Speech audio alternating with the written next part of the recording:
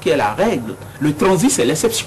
Et ça fait des années que nous laissons déplumer de cette façon-là. Et quand chez nous, il y a un réveil brutal, désordonné, vous pourriez en dire tout ce que vous voulez, mais s'il y a eu ce réveil-là, il vaut mieux qu'on encourage les nôtres, qu'on encourage ceux qui veillent sur l'intérêt national. Parce qu'il y a quoi? Il y a que les États n'ont pas d'amis, les États ont des intérêts. Il faut qu'enfin, chez nous, on défende nos intérêts. Je partage entièrement ce que vous dites, mais je dis qu'ici, dans le cas d'espèce, nous ne pouvons rien, le port ne nous servira à rien si nous chassons tous les clients. Peut-être d'ailleurs qui ne vont pas bien loin et qui vont revenir. Ah ben, oui. Mettez les goulots d'étranglement, les obstacles, et vous verrez, ils vont accepter toute la tracasserie qu'il faudra, c'est pas les difficultés qu'il faudra pour aller à un autre port, celui de Lomé par exemple, s'ils font le calcul et qu'ils voient que ici, tout ce que nous créons comme problème est plus difficile pour eux que là-bas. Donc, mais je dis, moi j'invite nos qu'il arrive, il faut privilégier la négociation. Je les invite à veiller sur les intérêts du Bénin, parce que soit nous avons deux talons d'Achille. Vous avez parlé de réveil désordonné, de réveil brutal. Et la méthode. Mais ça ne nous empêche pas de voir l'essentiel. L'essentiel sont nos intérêts. L'essentiel, ce sont nos intérêts. Et je ne vois pas comment notre port peut profiter pleinement de sa position si les clients fuient. Le port est le poumon de l'économie nationale justement parce qu'il y a des clients. Et lorsque les Nigériens demandent à tous les importateurs de renoncer au port de Cotonou, vous voyez ce que ça fait? Alors moi je ne vois pas, c'est normal qu'on apporte des réformes, c'est normal qu'on mette systématiquement en consommation les marchandises qui sont en transit peut-être vers le Niger d'abord, mais il y a la méthode. Et c'est la méthode qui a été utilisée qui est dénoncée. En même temps, vous savez que on a fait la se sont déplacés vers Niamey plusieurs fois, se sont rendus ensuite à Ouagadougou, à la commission de l'UEMOA, etc., pour essayer de négocier, et qu'en face, il n'y a pas eu de main. Il n'y a rien eu. La question revient à ceci. Vous demandez à un maître d'être rigoureux face à ses élèves. Tous les élèves ont fui la classe.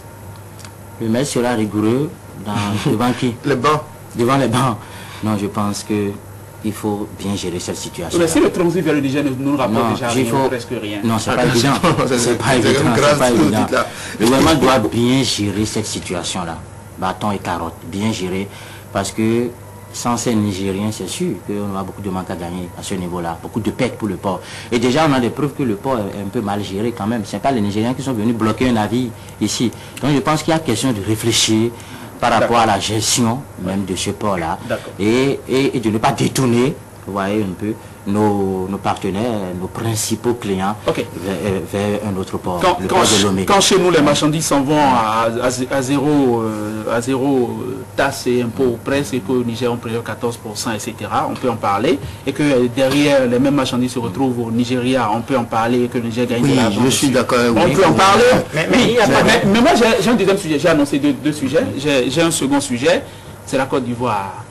C'est la Côte d'Ivoire, je disais tout à l'heure à Léandre, à André plutôt, il y a que Laurent Gbagbo très certainement fait le Doran.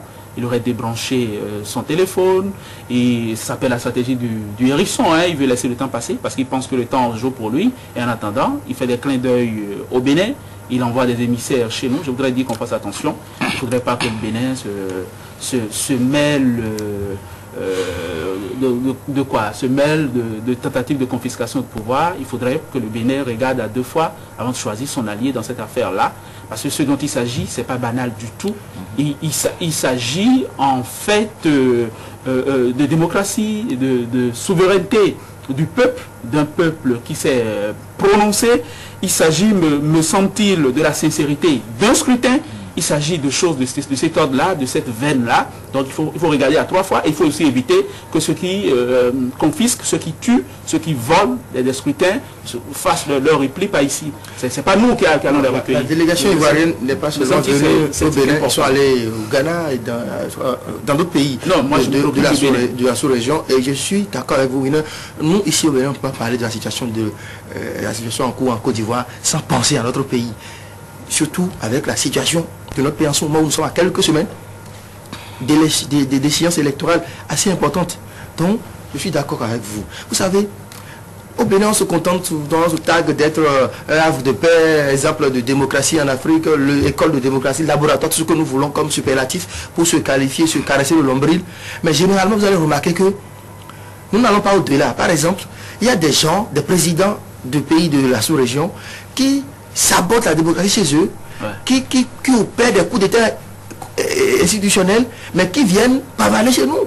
Que vous vous souvenez à l'époque avec Tandia, c'est la société civile, quelques membres de la société civile qui osaient se prononcer pour dénoncer la visite, la présence de Tandia dans notre pays. Mais est-ce que nos dirigeants à l'époque, non, personne, on se tait. Et c'est là où je rejoins ce que ces personnes disent. Ça dit quoi? Les Africains ne peuvent pas se prononcer lorsqu'il y a des cas comme celui de la Côte d'Ivoire qui se produisent. Ils n'arrivent pas à parler parce qu'ils se disent, ça pourrait aussi m'arriver. Donc on se tait, on observe. Moi, j'ai écouté dans le cercle privé, s'il vous plaît, ministre de la République, j'étais scandalisé. J'étais scandalisé. Mais c'est pas possible. Vous faites du Wikileaks maintenant? Non, je ne fais pas de Wikileaks. Je ne fais pas de Wikileaks. Parce que si je fais de Wikileaks, ce serait un scandale. J'ai entendu des choses qui m'ont donné des mots de ventre. Ah oui? C'est vous dire que, en fait, il faut que nos autorités soient assez sages. Pour ne pas... Vous savez, on a énormément de Béninois en Côte d'Ivoire. De grâce, qu'on ne prenne pas des positions juste pour le plaisir de prendre, parce qu'on se dit, bon, ça pourrait aussi m'arriver et tout, mais qu'on fasse attention. D'abord qu'on pense à nos compatriotes qui vivent en Côte d'Ivoire, et après ça, qu'on se dise que le Bénin est un exemple, un pays démocratique, et ne doit pas cautionner du faux. D'accord. C'est la guerre du bien contre le mal en ce moment en Côte d'Ivoire, pour singer, pour mimer Jean Bouche. C'est quand même facile. Véritablement, il faut que le Bénin soit dans le camp du bien. Non, c'est facile pour le Bénin. C'est facile pour le Bénin de choisir. Ouais, on a choisi à traiter avec la communauté internationale ou bien à traiter avec on va se mettre en marge. Un président qui se bat entre le bien et le mal. Et la communauté internationale a désigné le vainqueur du scrutin. C'est Alassane Ouattara, ce n'est pas Laurent Gbagbo. Oui. Et puis chez nous, j'en aurais fini. Tout à fait. Chez nous, il y a l'article 19, je crois, de la Constitution qui prévoit la désobéissance, qu'il prescrit au cas où il y a violation manifeste de liberté publique, de droits de l'homme, etc. Donc, il faut qu'on sache qu'il y a des exemples, des choses qu'on ne peut pas répliquer ici, qu'on ne peut pas essayer de refaire ici. Non, c'est en tout cas pour la Côte d'Ivoire a aussi une constitution. C'est impossible. Le cas de la Côte d'Ivoire, c'est facile. Le Niger l'avait aussi. Chers amis, c'est facile. Si vous voulez, je continue les exemples. Chers amis, merci. Juste un Maïto. Et puis nous allons recevoir Ribel Abel Adjovi qui nous emmènera sur les traces de Sako Marketing.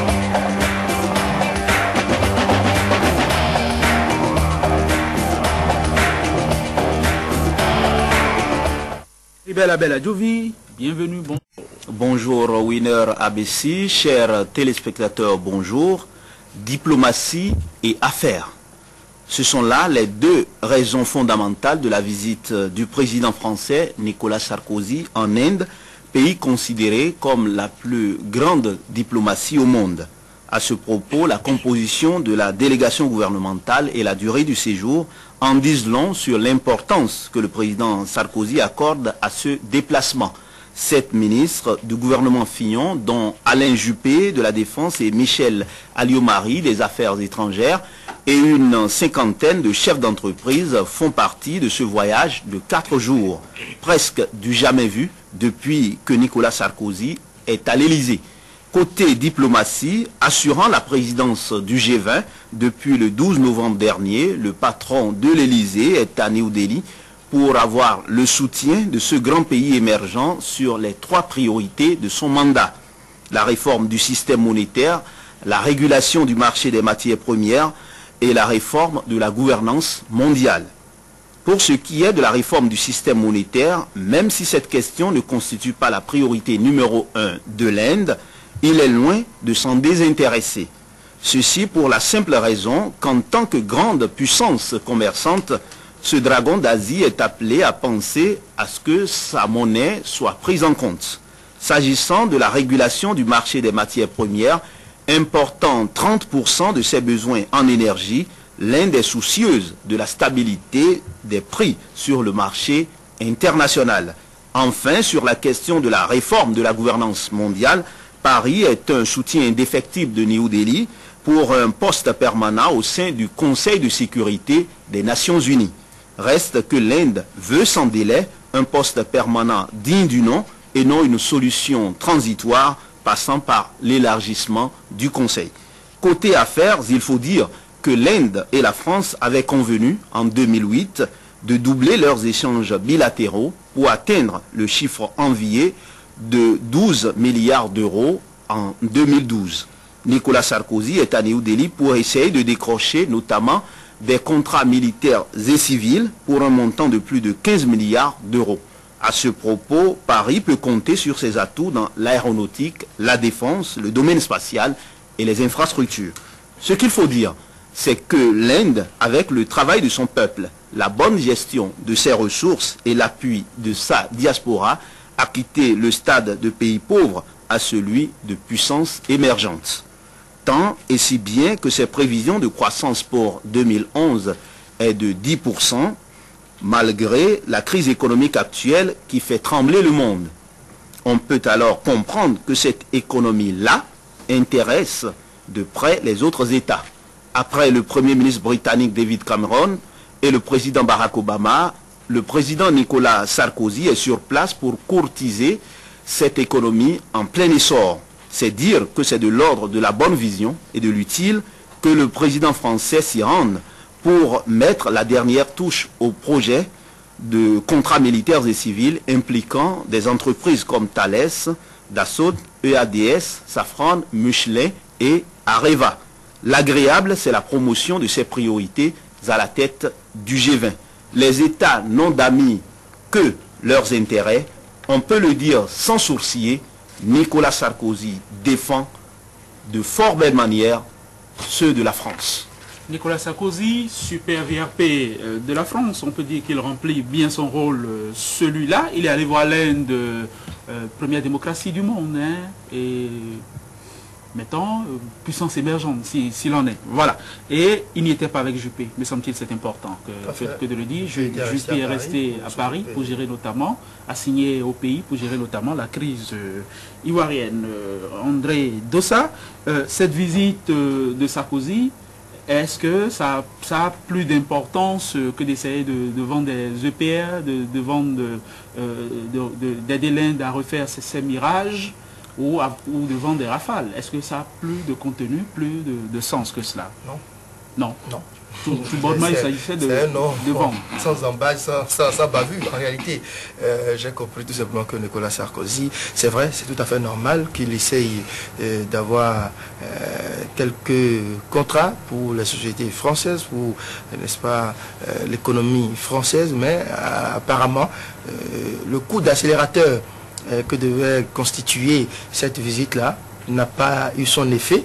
Et même si on a essayé de gonfler un peu, il y a le télégramme qui parle même de la gonflette française, l'Inde de la gonflette française, pour montrer tout simplement à quel point on a essayé de créer des chiffres, et montrer que le président, 15 milliards d'euros, que Nicolas Sarkozy a pu faire autant que Barack Obama. On dit que par l'effet du Saint-Esprit, il a fait autant que Barack Obama. Vous parliez de mirages à moderniser, de mirages indiens à moderniser, ou de choses. Des rafales à vendre, parce que la France n'arrive toujours pas à vendre. L'Inde n'a pas signé un contrat en bonne et due forme. C'est rien que des accords cadres pour le moment. C'est-à-dire à quel point cette visite, c'est un succès mitigé.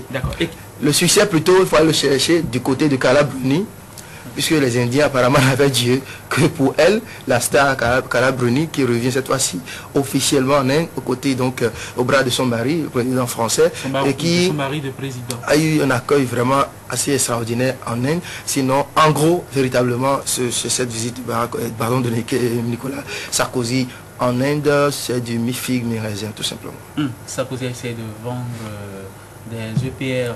Il paraît que l'Inde a fait l'option de 2 pour l'Inde.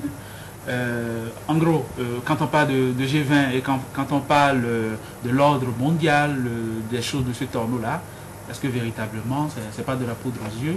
Est-ce que vous direz, comme André, que c'est une visite juste commerciale? Je dis la même chose que André. Et par rapport au G20, c'est juste une valeur ajoutée à la présidence du G20.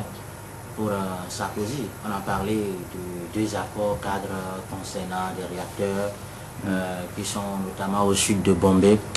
Et ce que Sarkozy a gagné aussi, c'est un peu comme du tourisme. On a la visite à Taj Mahal, la visite qui a permis de le dîner avec le Premier ministre. Et je pense que tout ça a permis d'agrémenter cette visite de Nicolas Sarkozy en Inde, la deuxième d'ailleurs, parce qu'il y était déjà en janvier 2008. Maintenant, ce qui est important à souligner aussi, c'est que Nicolas Sarkozy essaie toujours dans son exhibition, parce qu'il est